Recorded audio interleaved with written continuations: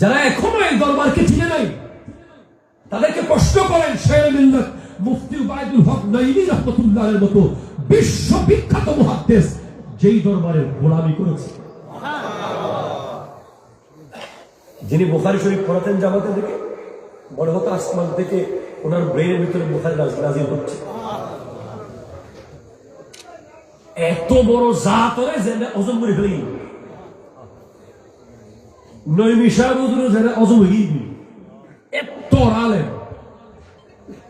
ইবা হলে যে তিলুই বাতল দাই দাই বের কথা হবে ঠিক না জোরে কথা হবে ইবের অজম করে ফেলে ইবে ইবে তো ইবসা করি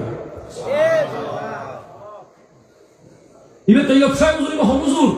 জিবে খতিলে বাংলা জালালউদ্দিন আল কাদরি জিবে রাষ্ট্রপতির হদ্দে জালালউদ্দিন আল কাদরি রহমতুল্লাহ আলাইহি আমার উস্তাদ রাষ্ট্রপতিকে বলতেছে জাতীয় ঈদগাহ মাঠে বলে আপনি যখন আসছেন সবাই দাঁড়িয়ে সালাম দিচ্ছে আমি কি আজকে নবীকে একটু দাঁড়িয়ে সালাম দিয়ে দিব দেন দেন দেন সমস্ত প্রটোকল ভেঙে সেনাবাহিনীর এসএসএফ সমস্ত কিছু নিয়ম শৃঙ্খলা মুহূর্তে ভেঙে গিয়ে দাঁড়িয়ে মিলাদ কিয়াম যিনি জাতীয় ঈদগাহে করেছেন উনি জালালউদ্দিন আল কাদরি। বাংলাদেশের দুর্গতিবাসী জালালউদ্দিন আল কাদরি রহমতুল্লাহ আলাইহি যিনি একজনও জমিতুল ফালা একজনও বাইতুল মুকাররমের লেফারে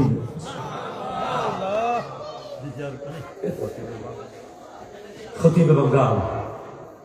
ইবেরে অজম করি ফেলাই দে গোটা বাংলাদেশের দায়িত্বের লোক বাড়ে বলে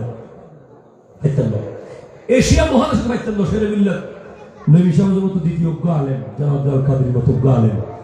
রহমতুল্লাহের মতো আলেম অনেক আলেম দায়িত্ব আছে বহু আলেম অবশ্যই বিশ্ববিখ্যাত ওলামায়ে কেরাম আছে। এই দুইজন তৈয়ব শাহ হুজুরের স্পেশাল ফয়েজ প্রাপ্ত শেরে মিল্লাত যখন চলে গিয়েছিলেন শাহসারা আউলিয়া মাদ্রাসায় হুজুর কেন তৈয়ব শাহ বলছেন নবী সাহেব को ले आओ मुहद्दिस बना दिया।